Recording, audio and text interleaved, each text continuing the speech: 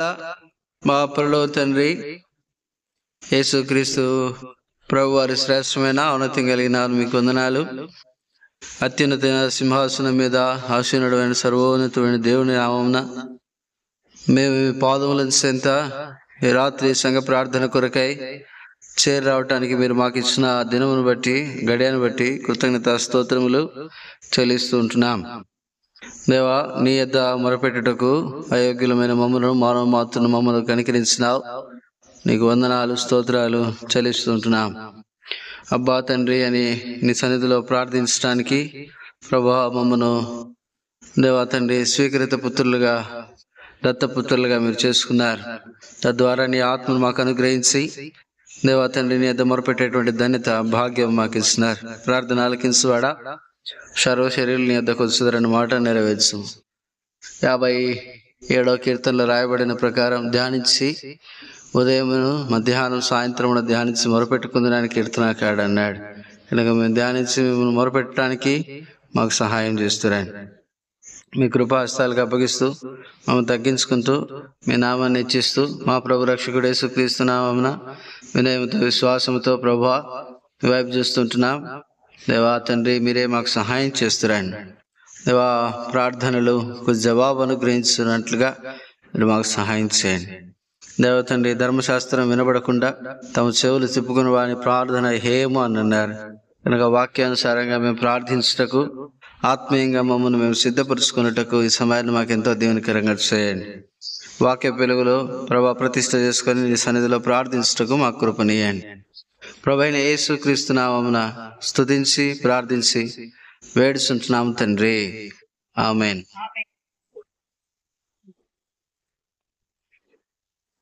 ప్రార్థన కొరకై దేవుని వాక్యంలో నుండి కీర్తనల గ్రంథం 4వ అధ్యాయం మొదటి వచనాన్ని మనం కలిసి చదువుతాం. మీ బైబిల్ తెరిచి మీరు చదవవలసిందిగా మనవి చేస్తుంటున్నాం. నా నీతికి ఆధారమగు దేవా, నేను మొరపెట్టినప్పుడు నాకు ఉత్తరమేమో. ఇరుకులో నాకు విశాలత కలుగజేసిన వాడవు నీవే. నన్ను కరుణించి నా ప్రార్థనను అంగీకరించుము. ప్రార్థన చేస్తాం ప్రభు సహాయ నిమిత్తమై. చిన్న ప్రార్థన. ప్రేమగల మా పరలోక తండ్రి యేసుక్రీస్తు ప్రభు నామం పేరట మీకు వందనాలు స్తోత్రాలు చెల్లిస్తుంటున్నా. ఈ సమయంలో ప్రభువా నీవు ఇచ్చిన వాక్యంకే స్తోత్రాలు. దేవా మిమ్మల్ని స్తుతిస్తూ మహిమపరుస్తూ ఉంటున్నాం. యేసు ప్రభువా ఈ సమయంలో ప్రార్థన చేస్తుంటున్నాం.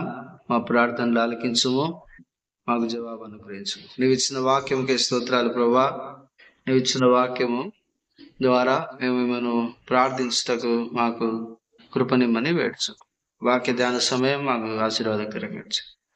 కీర్తనకారుడు చెప్పిన మాట, ఆ నీతికి ఆధారమగు దేవా, నేను మొరపెట్టినప్పుడు నాకు ఉత్తరం ఇమ్ము అన్నాడు.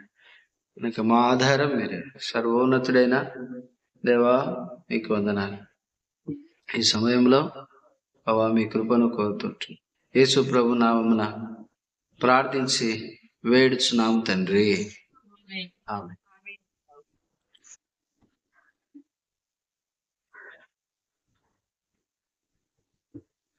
ఇక్కడ ఈ కీర్తన ఈ నాలుగవ కీర్తన మనం జ్ఞాపకం చేసుకుంటే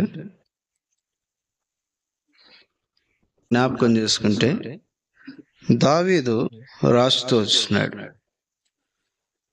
ఏ సందర్భంలో ఈ కీర్తన రాసినాడు,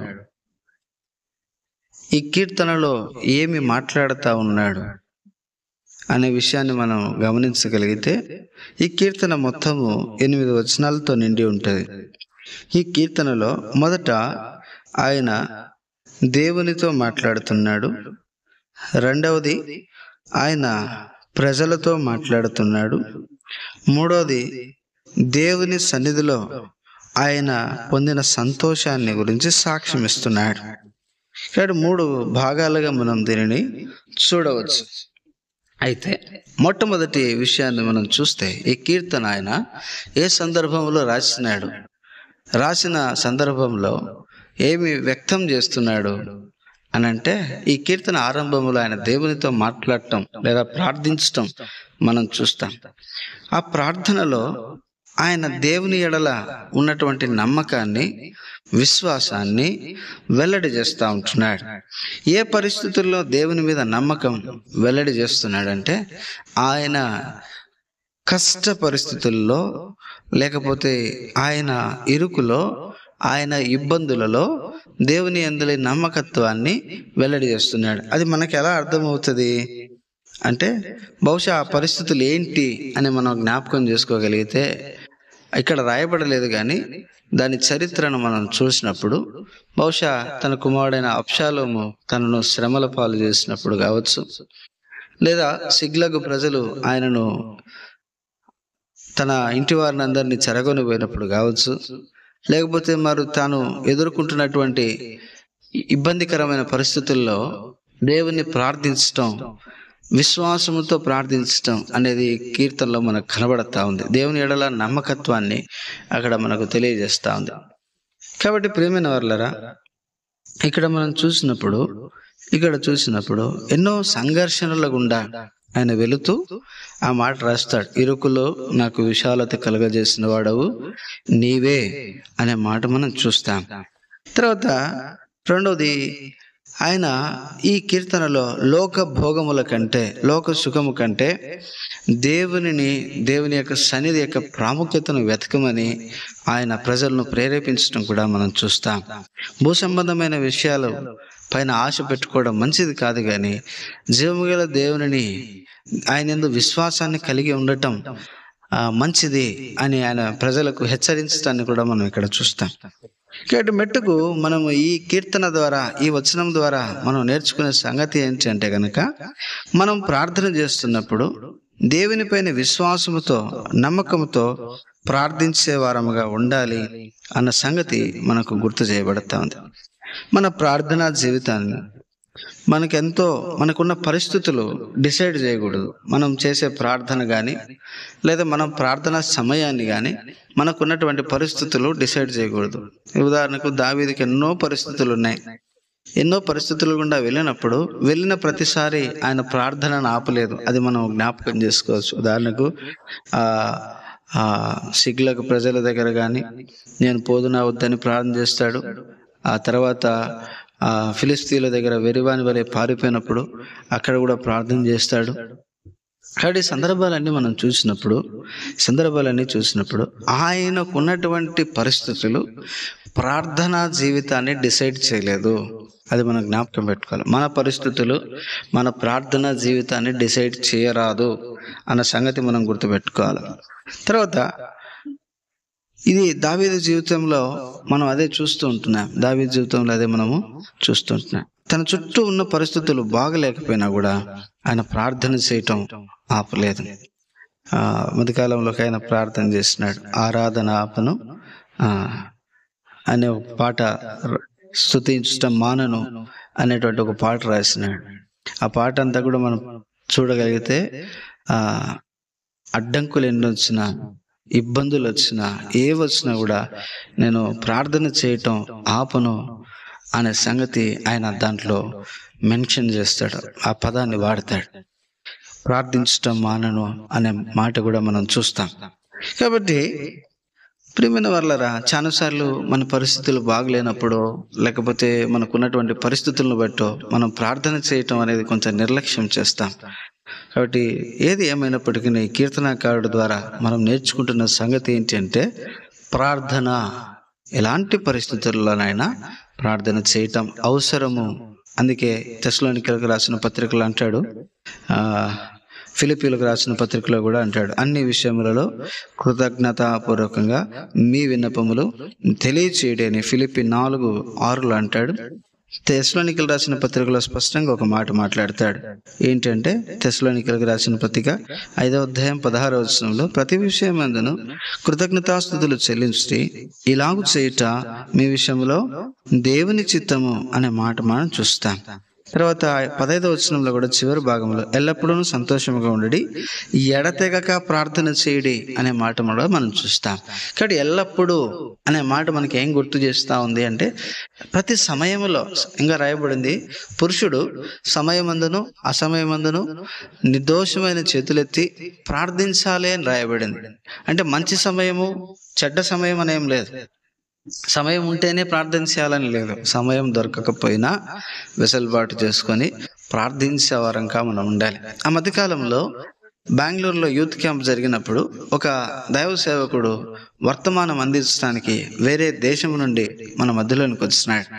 ఆయన చెబుతూ ఉన్నటువంటి తన అనుభవం ఏంటంటే గనక, ఆయన ప్రార్థన చేయటానికి కారులో వెళ్ళేటప్పుడు, డ్రైవింగ్ చేసేటప్పుడు కూడా ప్రార్థన చేసేవాడిని అన్న సంగతి తెలియజేస్తూ వచ్చినాడు. కాబట్టి ప్రార్థించే విషయంలో ఈ సమయంలోనే చేయాలా, ఆ సమయంలో చేయాలా అని లేదు. దావీదు పరిస్థితులు బాగలేకపోయినప్పుడు కూడా దావీదు ప్రార్థన చేస్తూ వచ్చినాడు. అదే తెస్సలోనిక పత్రికలో ఎల్లప్పుడూ ప్రార్థన చేయుడి అనే మాట మనం చూస్తాం. ఫిలిప్పీ పత్రికలో అన్ని విషయములలో అనే మాట మనం చూస్తాం. తర్వాత మనం చూసినప్పుడు ఈయన ప్రార్థన చేస్తున్నప్పుడు ఎలాగో ప్రార్థన చేస్తున్నాడు అన్న సంగతి మనం జ్ఞాపకం చేసుకుంటే గనక, ఈయన ప్రార్థన చేస్తున్నప్పుడు ఏ పరిస్థితుల్లో ప్రార్థిస్తున్నాడు అని మనం చూస్తే, ఎట్లా ప్రార్థన చేస్తున్నాడు, ఇది ప్రాముఖ్యమైన సంగతి. మనం ప్రార్థన చేస్తున్నాం కానీ మన ప్రార్థన ఎలా ఉంది అనేది మనం జ్ఞాపకం చేసుకోవాలి. ఆయన ప్రార్థించే ప్రతిసారి, కీర్తనకారుడు ప్రార్థించే ప్రతిసారి విశ్వాసముతో దేవుని దగ్గరికి వస్తున్నాడు. ఆయన ప్రార్థన ఒకటే చేయట్లేదు, ఆ ప్రార్థనకు ఏం జత చేస్తున్నాడంటే దేవుని యందలి విశ్వాసాన్ని, దేవుని యందలి నమ్మకత్వాన్ని ఆయన జతపరిచేవాడిగా ఉంటున్నాడు. అనేక సార్లు మనం ప్రార్థన చేయటానికి ముందుకు వస్తాం కానీ ప్రార్థన చేస్తున్నాం. ఎట్లా ప్రార్థన చేస్తున్నాము? యాదృచ్ఛికంగా, యాంత్రికంగా, లేకపోతే మరి ఏదో చేయాలి కాబట్టి, నామకే వస్తే చేయాలి కాబట్టి చేస్తున్నాం. దావీదు కీర్తనకారుడు అలాగూ చేయట్లేదు. సంపూర్ణమైన విశ్వాసముతో, భక్తితో, దేవుని యందలి నమ్మకంతో ఆయన ప్రార్థన చేసేవాడిగా మనకు కనబడుతూ ఉంటున్నాడు. అందుకే మార్కు సువార్తలో 11వ అధ్యాయంలో ఈ మాట రాయబడింది. ఏమిటి ఆ మాట అంటే, మార్కు సువార్త 11వ అధ్యాయం 24వ వచనం. మార్కు సువార్ತೆ 11వ ಅಧ್ಯಾಯ 24ನೇ ವಚನ ఈ రీతి బరెల్పట్టిదే, ఈ రీతిగా రాయబడింది. అందుచేత ప్రార్థన చేయనప్పుడు మీరు అడుగుతున్న వాటినెల్లా పొంది ఉన్నామని నమ్ముడి, అప్పుడు అవి మీకు కలుగునని మీతో చెప్పుచున్నాను. ఇక్కడ మనం ప్రార్థన చేస్తున్నప్పుడు ప్రభు మనకు అనుగ్రహించాడు, పొంది ఉన్నాడని, మనం పొంది ఉన్నామని నమ్మేవారంగా మనం ఉండాలి. అంటే ఈ మాట ఏం జ్ఞాపకం చేస్తుంది? విశ్వాసాన్ని గుర్తు చేస్తుంది. అదే మనం కీర్తనకారుడు రాసినటువంటి ఆ 4వ కీర్తన 2వ లైన్లో మనం చూస్తాం. మొదటి వచనం 2వ లైన్లో అంటాడు, నా నీతికి ఆధారమగు దేవా, నేను మొరపెట్టినప్పుడు నాకు ఉత్తరమిమ్ము, ఇరుకులో నాకు విశాలత కలగజేసిన వాడవు నీవే. ఇరుకులో నాకు విశాలత కలగజేసిన వాడు. ఎట్లా? ఈ మాట మనం చదివినప్పుడు మనకు అర్థమవుతున్న సంగతి ఏంటంటే గనక, ప్రభువా దేవుని మీద తనకున్నటువంటి విశ్వాసతను, నమ్మకత్వాన్ని అక్కడ వెల్లడి చేస్తూ ఉంటున్నాడు ప్రార్థనలో. కాబట్టి మనం నేర్చుకోవాల్సిన సంగతి ఏంటంటే, మనం ప్రార్థన చేసినప్పుడు మన విశ్వాసాన్ని జతపరిచే వారముగా మనం ఉండాలి. అప్పుడే మన ప్రార్థన దేవుడు ఏంటాడు. మీకు అర్థమవటానికి ఒక మాట చెప్తాను. ఏంటంటే, ఆ సమరయ స్త్రీ ప్రభు దగ్గరికి వచ్చినప్పుడు, అయ్యా నా కుమార్తె బాగలేదు, నా కుమార్తె దయ్యం చేత పీడించబడతా ఉంది అని ప్రార్థన చేసినప్పుడు ప్రభు అంటాడు, ఏమంటాడు, పిల్లల ఆహారం తీసి కుక్క పిల్లలకు వేయటం తగదు కదా అని అంటాడు. ఆ మాట అన్నప్పుడు వెంటనే ఆమె అంటది, కింద పడు బల్ల మీద నుండి పడు రొట్టె ముక్కలు తినవచ్చును కదా. ఆ మాట ఎంత విశ్వాసాన్ని జ్ఞాపకం చేస్తూ ఉంది. లూకా సువార్త 7వ అధ్యాయంలో కూడా మనం చూస్తే, నీవు మాట మాత్రము సెలవిమ్ము, నా దాసుడు స్వస్థపరచబడునని ఆ శతాధిపతి అడిగినప్పుడు, ప్రభువా నీ యొద్దకు వచ్చుటకు నేను పాత్రుడిని కాదు, నా యొద్దకు వచ్చుటకు నేను యోగ్యుడిని కాదు అని అన్నప్పుడు, మాట మాత్రం సెలవి అంటే వెంటనే ప్రభు అంటాడు, ఇంత గొప్ప విశ్వాసం ఇశ్రాయేలులోనైనా నేను కనుగొనలేదే. కాబట్టి విశ్వాసం ఎట్లాంటి విశ్వాసం ఉండాలంటే, యేసును ఆశ్చర్యపరిచిన విశ్వాసం. అంటే మన విశ్వాసము ప్రభు దగ్గర కార్యం జరిగించేంత విశ్వాసం మనలో ఉండాలి. అప్పుడే ఆ ప్రార్థన దేవుడు ఆలకిస్తాడు. ప్రియమైన వారలారా, యాకోబు పత్రిక 1వ అధ్యాయము 6వ వచనం చదవగలిగితే అక్కడ ఒక మాట రాయబడి ఉంటుంది. యాకోబు పత్రిక 1వ అధ్యాయం, యాకోబు పత్రిక హెబ్రీ పత్రిక తర్వాత ఉంటుంది. యాకోబు పత్రిక 1వ అధ్యాయం 6వ వచనం. అయితే అతడు ఏమాత్రమును సందేహింపగా విశ్వాసంతో అడగవలను. సందేహించువాడు గాలి చేత రేపబడి ఎగిరిపడు సముద్ర తరంగంలో పోలి ఉండును. అట్టి మనుషుడు దిమనస్కుడై తన సమస్త మార్గముల యందు అస్థిరుడు గనక ప్రభు వలన తనకేమైనా దొరుకునని తలంచుకొనరాదు. కాబట్టి అడిగేవాడు విశ్వాసంతో అడిగితే ప్రభు ఖచ్చితంగా ఖండితంగా చేసేవాడిగా ఉంటున్నాడు. కాబట్టి ప్రియమైన వారలారా, విశ్వాసంతో అడగాలి. ఒకవేళ మనం అవిశ్వాసంతో, అపనమ్మకంతో, చంచల హృదయంతో దేవుని దగ్గరికి వెళ్ళినప్పుడు మనకి ఏమీ కూడా దొరకదు అన్న సంగతి మనం జ్ఞాపకం చేసుకుంటూ రావాలి. ప్రియమైన వారలారా, విశ్వాసమును జతపరచకపోతే మన ప్రార్థనలో, ఇంకొక మాటలో చెప్పాలంటే రోమపత్రిక 14వ అధ్యాయంలో 23వ వచనంలో ఈ రీతిగా రాయబడింది, విశ్వాసము మూలము కానిదేదో అది పాపము అని రాయబడింది. కాబట్టి విశ్వాసము లేని ప్రార్థన, విశ్వాసము లేని క్రియలు మృతము అని రాయబడ్డాయి. కాబట్టి ప్రియమైన వారలారా, ప్రార్థనలో విశ్వాసం లేకపోతే అది దేవుని దృష్టికి పాపముగా ఎంచబడుతుంది. పాపముగా ఎంచబడితే దేవుడు దాన్ని ఆలకించడు, అంగీకరించడు. మీకు ఇంకా చెప్పాలంటే 66వ కీర్తన 18వ వచనంలో ప్రభు ఇలాగూ, దావీదు కీర్తనకారుడు ఇలాగూ రాస్తాడు. ఏమని అంటాడంటే, నా హృదయములో నేను పాపము లక్ష్యం చేసిన దేవుడు నా మనవి వినకపోను అని అన్నాడు. కాబట్టి విశ్వాసము లేని ప్రార్థన పాపముతో సమానముగా ఎంచబెడతా ఉంది. ప్రియ సోదరుడా, సోదరి, ఆ ప్రార్థన దేవుని దృష్టికి అంగీకారయోగ్యము కాదు అన్న సంగతి మనం గుర్తు చేసుకోవాలి. కాబట్టి దావీదు కీర్తనకారుడు ఎలాగో ప్రార్థన చేశాడు, ఏ పరిస్థితుల్లో ప్రార్థన చేశాడు అంటే, మొట్టమొదటి సంగతి ఏంటంటే ఆయన ప్రతికూల పరిస్థితుల్లో ప్రార్థన చేశాడు. సమయమందును అసమయమందును అనానుకూలమైన సందర్భాల్లో కూడా ఆయన ప్రార్థన చేసినట్టు మనకు కనబడతా ఉంది. రెండవది మనం చూసినప్పుడు ప్రియమైన వారలారా, ఆయన ఎలాగూ ప్రార్థన చేశాడు అని అంటే విశ్వాసంతో ప్రార్థన చేశాడు అన్న సంగతి మనకు అక్కడ తెలియజేయబడతా ఉంది. మూడో సంగతి చూస్తే చదవండి, 1వ వచనం, కీర్తన 4వ అధ్యాయం 1. నా నీతికి ఆధారమగు దేవా, నేను మొరపెట్టినప్పుడు నాకు ఉత్తరమిమ్ము. ఇరుకులో నాకు విశాలత కలుగజేసిన వాడవు నీవే. నన్ను కరుణించి నా ప్రార్థన అంగీకరించుము అనే మాట మనం చూస్తూ ఉంటున్నాం. ఈ మాట మనం చూస్తున్నప్పుడు, చదువుతున్నప్పుడు లేదా వింటున్నప్పుడు మనం జ్ఞాపకం చేసుకోవాల్సిన మాట ఏంటంటే, నాకు ఆధారమగు దేవా లేదా నా నీతికి ఆధారమగు దేవా. కాబట్టి తన ప్రార్థనలో తాను ఉపయోగిస్తున్న పదం ఏంటంటే, నాకు ఆధారం నీవే అనే మాట అక్కడ వాడుతూ ఉన్నాడు. కాబట్టి దావీదునకు ఆధారం ఎవరని తెలుస్తుంది? ఇక్కడ దేవుడే ఆధారం అని మనకు అర్థమవుతా ఉంది. మనం ప్రార్థన చేయడం అంటే ఒక సంగతి గుర్తు చేసుకుంటే గనక ఏంటి అంటే గనక ప్రభు పైన ఆధారపడటం, ప్రభు యొక్క శక్తి పైన, ప్రభు యొక్క సామర్థ్యం పైన, ప్రభు యొక్క ఔన్నత్యం పైన మనం ఆధారపడుతున్న సంగతి. మనం ప్రార్థన చేస్తున్నాము అంటే మనం దేవుని మీద ఆధారపడుతున్నామన్న సంగతి గుర్తు చేసుకోవాలి. కాబట్టి ఈనాటి దినాల్లో ఈ ఆధారపడే అనుభవం లేదు. ఈ క్రైస్తవ సమాజంలో నేటి దినాల్లో, ప్రస్తుత దినాల్లో మనం చూసినప్పుడు దేవుని మీద ఆధారపడేటువంటి అనుభవం లేదు అన్న సంగతి మనకు స్పష్టంగా అర్థమవుతుంది. మీకు అర్థం కావడానికి దేవుని వాక్యంలోంచి చూపించడానికి ఇష్టపడుతున్నాను. యెషయా గ్రంథము 64వ అధ్యాయం. యెషయా గ్రంథం 64వ అధ్యాయం. ఎందుకు నేటి దినాల్లో ప్రభు మీద ఆధారపడటం లేదు, ఎందుకు ప్రభు మీద ఆధారపడలేని పరిస్థితుల్లోనికి మనం వచ్చేసాం అనే విషయానికి వస్తే 64వ అధ్యాయం 6వ వచనం నుంచి 7వ వచనం వరకు మనం చదువుతాం. మేమందరము అపవిత్రుల వంటి వారమైతిమి, మా నీతి క్రియలన్నీ మురికి గుడ్డల వలె నాయను. మేమందరము ఆకువలే వాడిపోతుమి, గాలి వానకు కొట్టుకొని పోవునట్లుగా మా దోషములు మమ్మను కొట్టుకొని పోయెను.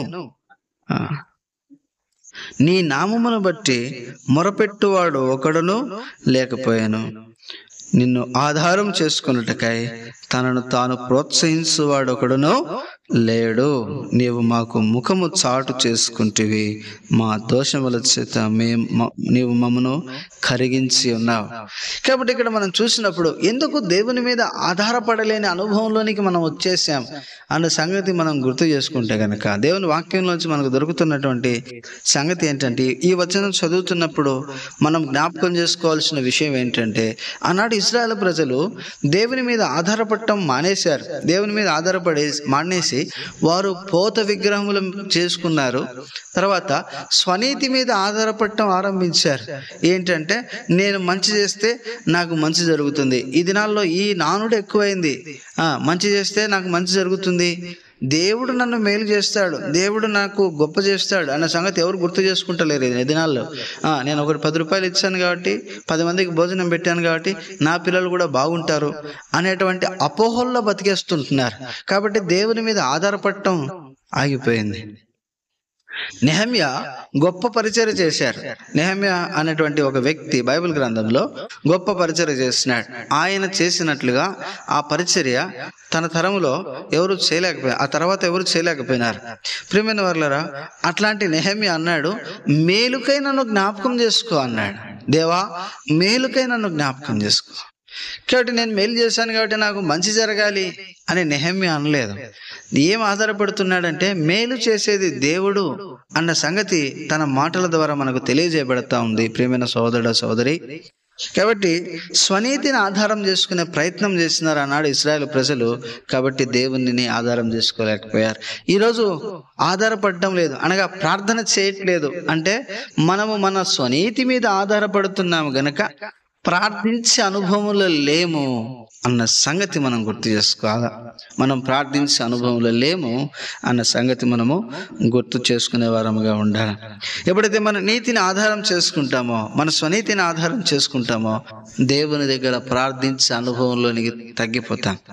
కాబట్టి ప్రియమైన వారలారా, మనం జ్ఞాపకం చేసుకోవాల్సింది ఏంటంటే, నాది రాయబడింది, నీ స్వబుద్ధిని ఆధారం చేసుకొనక, నీ స్వనీతిని ఆధారం చేసుకొనక దేవునికి నీ మార్గములు అప్పగించుకుంటే, సామెతలు 3:5 చెప్పబడినట్లు, అనగా దేవుని మీద ఆధారపడటం మనం నేర్చుకోగలిగితే దావీదు వంటి అనుభవంలోనికి మనం రాగలుగుతాం. దావీదు దేవుని మీద ఆధారపడటం మనం అనేక సందర్భాల్లో చూస్తాం. యుద్ధానికి వెళ్ళినప్పుడు సౌలు ఆయన్ని ప్రేరేపిస్తాడు, యుద్ధోపకరణాలు ధరించుకొని వెళ్ళంటే, ఇవి నాకు వాడుకలేవు. ఏవి నాకు వాడుక? నా దేవుడు నన్ను రక్షిస్తాడు. అక్కడ ఏమంటాడు, దాని ఉద్దేశం ఏంటంటే, ఇవి నన్ను కాపాడవు. ఏవి నన్ను కాపాడుతాయి? జీవముగల దేవుడు నన్ను కాపాడుతాడు. కాబట్టి ఇలాగ ప్రతి విషయంలో దావీదు దేవుని మీద ఆధారపడటం మనం చూస్తాం. తద్వారా తాను, తన ఇంటివారు, తన రాజ్యము దీవించబడింది. నేను దేవుని మీద ఆధారపడటం నేర్చుకోగలిగితే, ప్రియ సోదరుడు సోదరి, నేడు మనము, మన సంఘము, మన కుటుంబాలు దీవించబడేవిగా ఉంటాయి. కాబట్టి ఈ కొద్ది తలంపులతో, ఈ 2-3 మాటలతో మనల్ని మనం ప్రోత్సహించుకుంటాం. నీ నామమును బట్టి ప్రార్థన చేయవాడు, మొరపెట్టువాడు లేకపోయాను, నిన్ను ఆధారం చేసుకున్నటకై తనను తాను ప్రోత్సహించుకున్నవాడు ఒకడు లేకపోయినని మాట చూస్తున్నా. కాబట్టి ప్రభువును ఆధారం చేసుకోవటానికి మనల్ని మనం ప్రోత్సహించుకొని ప్రభు సన్నిధిలో మనము ప్రతిష్ట చేసుకొని మన అక్కర్ల విషయమై ప్రార్థన చేస్తాం. ఆ మాట చదువుకొని ముగించుకుంటాం. కీర్తన 4వ అధ్యాయం 1వ వచనం అందరం కలిసి చదువుతాం. నా నీతికి ఆధారము దేవా, నేను మొరపెట్టుచున్నప్పుడు నాకు ఉత్తరమిమ్ము. ఇరుకులో నాకు విశాలత కలుగజేసిన వాడవు నీవే. నన్ను కరుణించి నా ప్రార్థన అంగీకరించుము అనే మాట మనం చదువుతుంటున్నాం. దేవుడి మాటల్లో మన వినికిడిలో దీవించునుగాక. చిన్న ప్రార్థన చేసుకొని మనము ప్రార్థనలో ప్రవేశిస్తాం. మనల్ని మనం ప్రతిష్ఠ చేసుకొని ఆ తర్వాత నేను ప్రార్థన మనం తెలియజేస్తాను. చిన్న ప్రార్థన చేస్తా. ప్రేమగల తండ్రి, ఈ సమయాన్ని మాకు ఇచ్చిన వాక్యంకి స్తోత్రాలు. ప్రార్థనలో ప్రవేశిస్తుంటున్నాం, మీరు మాతో ఉండండి ప్రభా. అనేక పర్యాయములు దేవా, మరి మీకు మీ అందు విశ్వాసం ఉంచక ప్రభా మేము ప్రార్థించలేకపోతే, మా ప్రార్థనలో విశ్వాసమును జతపరచలేకపోయినాం. మమ్మను కనికరించమని వేడుచు మీ కృపాస్తాలకు అప్పగిస్తూ ప్రభా మీరే మాకు సహాయపడుతురమ్మని కోరుచు కృతజ్ఞతా స్తోత్రాలు చెల్లిస్తూ విశ్వాసంతో నేను ప్రార్థించే అనుభవం అసమయంలో ప్రార్థించే అనుభవం మాకు అనుగ్రహించమని దేవా నిన్ను ఆధారం చేసుకుంటకే మమ్మను జ్ఞాపకం చేసుకున్నామని యేసుక్రీస్తు నామమున స్తుతించి ప్రార్థించి వినయంతో విశ్వాసంతో అడిగి వేడుచుంటున్నాము తండ్రి. ఆమేన్.